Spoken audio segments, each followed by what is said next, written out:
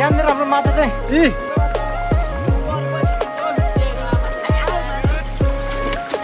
यता भित्र पल्ट फर्स्ट टाइम चौचो खायौँ घरमा पहिलो घरमा यो चाहिँ हाम्रो गाउँछरीको पुरै यता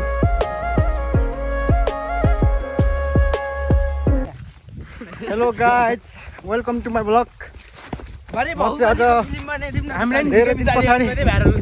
दिन पछाडि टिकटकमा भाइरल मान्छेहरू ब्लग ल्याएर फेरि पनि ब्याक आइसकेको छु होइन आज चाहिँ हामी केटाहरूसँग माछा पक्रिन जाँदैछौँ यता अगाडि छ केटीहरू अनि यता हामी पछाडि यता निस्किन यहाँनिर हामीले दादाहरू यिनीहरू चाहिँ चोरहरू कसले दादा भन्छ तिमीलाई चाहिँ हामी निस्केर र आज चाहिँ लगभग 100 डिग्री जतिको घाम लागेको छ देख्न सक्नुहुन्छ आकाशमा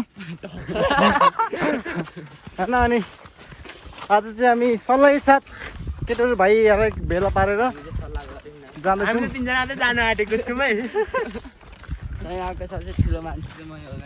यसले चाहिँ जाउँ यसले चाहिँ हो आजको मेन जाउँ कि जाउँ भने चाहिँ यो हो आज यो चाहिँ हाम्रो गाउँ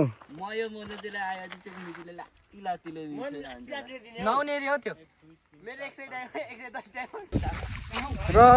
म चाहिँ आज झेउसे मेउसे होइन कपाल नदुको 3-4 दिन भइसक्यो गाउँघरमा बसेपछि यस्तै त हो नि आज चाहिँ खोलामा गएर नुहाउने प्लान स्लान गरेर माछा पक्रिँदै केटाहरूसँग जाँदैछौँ भरे म माछा पक्रेको यताउति रमाइलो गरेको सबै म देखाउँछु केटाहरूको रमाइलो तर कति साह्रो यो यसो र अहिले चाहिँ चैत वैशाखको खरेडी लागेर खतरा खरेडी भएको छ यहाँ तल तल तल तल तल यस्तो राष्ट्रिय भिरहरू पनि छ हाम्रो गाउँमा र यहाँ चाहिँ एउटा हाम्रो चिबे ठाउँ जाने ठाउँ देख र यहाँ चाहिँ हाम्रो भिर मुक्तराम भिर यस्तो खतरा छ यतामाथिदेखि झऱ्यो भने चाहिँ सिर्फ मान्छेको लास मात्रै भेटिन्छ चोक्टा भेट्दैन हौ अस्ति माने यहाँदेखि तल लडेको पनि घाँस बोकेर मात्रै यहाँ तल यस्तोमै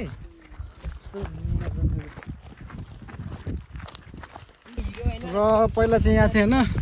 पुरा मकैबारी छर्थ्यो मकै छर्थ्यो अहिले चाहिँ अब सबै सहर बसेर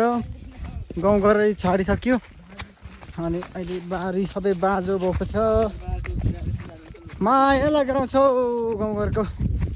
सबै बाँझो भएर बारी खेत सबै खेती छोडिसक्यो सबै सहरै मात्रै हेरे विदेशै मात्रै हेरे नेपाली चाहिँ सबै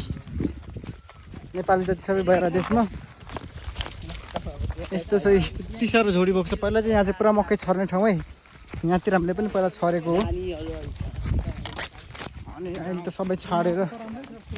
अहिले छोडेर चाहिँ सबै पुरै झोडी नै झोडी मात्रै भएको छ अहिले चाहिँ यहाँ कसले हो गर्मी त्यस्तै छ आज फेरि के हो र अब हामी चाहिँ हाम्रो राष्ट्रिय खोलामा पुग्न आँट्यौँ खोला पनि कम्ता ठुलो छ डुबी मरिन्छ कि जस्तो लाग्छ बेला बेला त केटाहरू चाहिँ तत्त लडाले कुद्दैछ रनिङ गर्मी भइसक्यो खोला पनि पुगिँदैन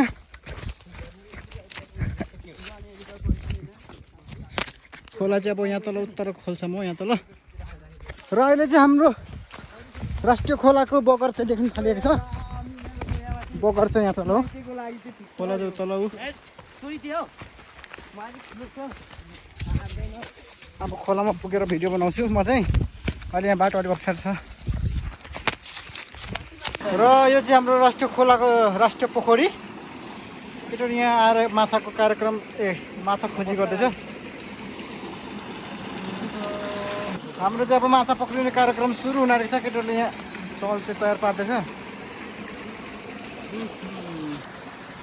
भाइ तिम्रो नाम के अरे अब चाहिँ यहाँ हाम्रो माछा पक्रिने खोलामा पसिसक्यो यस्तो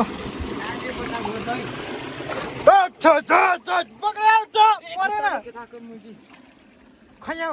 एउटा के आएर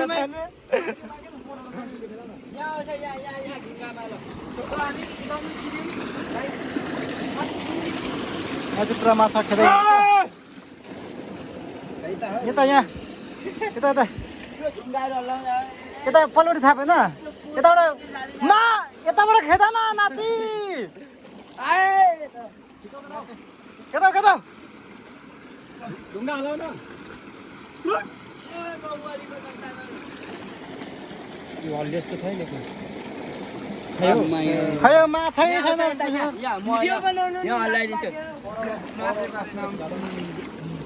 परबाट खेताउ त लिकडा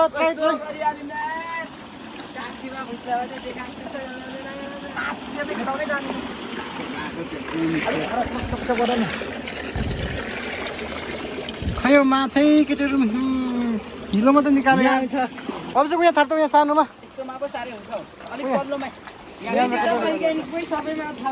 त्यता माथि त नभत्का न भाइ यहाँदेखि त्यता त छैन ल त्यहाँदेखि त्यहाँ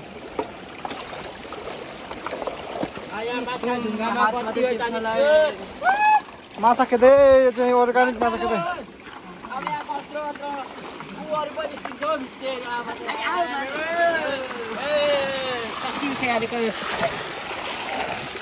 एउटै पर्दैन र बेचो दिन्छ 10वटा आयो भने त ओ नो सेट ला 20वटा आएछ त्यो उजाले फाल्न छिटो यो छिटो छिटो छिटो यता भित्रपट्टि पल्टा जय बजरङ्ग बली एकछिन छोड एकछिन एकछिन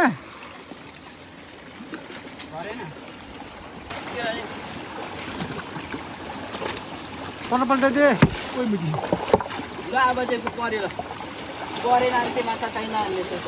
वेल राष्ट्रिय वेल परेको छ है देखा न त्यहाँ वेल यो चाहिँ वेल परेको छ है वेल माथि नि यस्तै छ क्या ढाडमा जस्तै राखेको थियो यत्रो यत्रो एउटा त उसले काटी मारेको वेल वेल परिसकेको छ यहाँ चाहिँ यहाँ तपाईँ खतरा खतरा गरी तार खेदाउ खेदाउ केटाउ पर्यो होला फेरि वेल परेन पर्यो ठुलो पो पर्यो वेल आएछ फेरि यहाँ पो धेरै छ कि कहाँ गएको थियो भाइहरू अगाडि गल्तीमा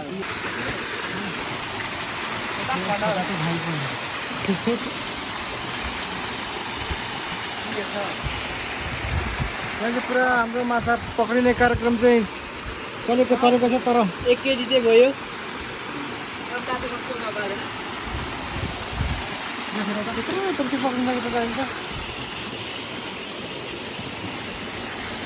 हाम्रो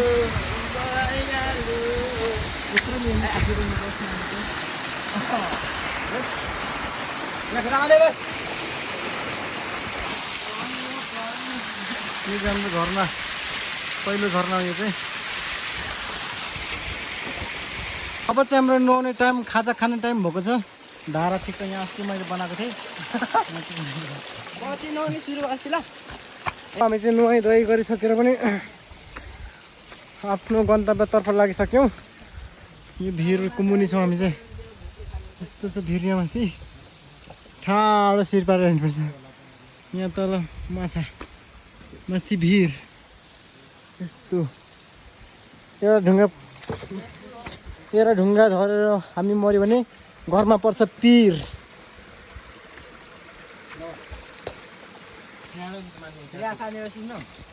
त्यही भएर अब हामी चाहिँ यहाँबाट चाहिँ छिटो छिटो निस्किनु पर्ने हुन्छ अनि मलाई चाहिँ कस्तो अल्छी लागिसक्यो क्या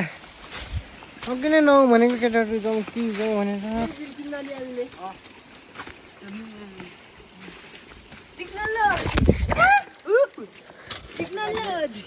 झन्डै लडे अहिले चाहिँ हामी खोलै खोला उकालो जाँदैछौँ हिँड्नु पनि अल्छी लाग्यो अब त घर जाउँ भन्दा पनि मान्दैन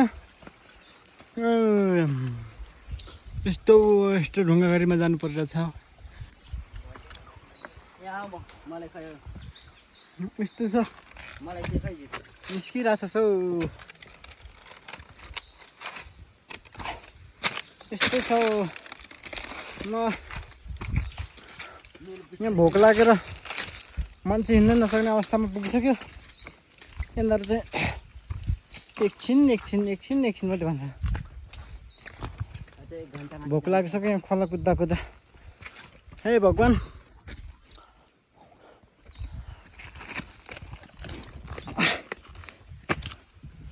भोक पनि यति साह्रो लाग्यो कि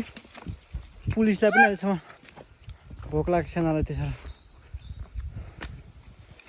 अब यहाँ माथि अर्को रोड निस्केपछि मात्र सजिलो हुन्छ। र माछा पक्रिँदा हामी चाहिँ रोडमा निस्केको। रोडदेखि माथि त अर्को ग्रुप आएछ फेरि अर्को ग्रुपसँग भेट भइहाल्यो।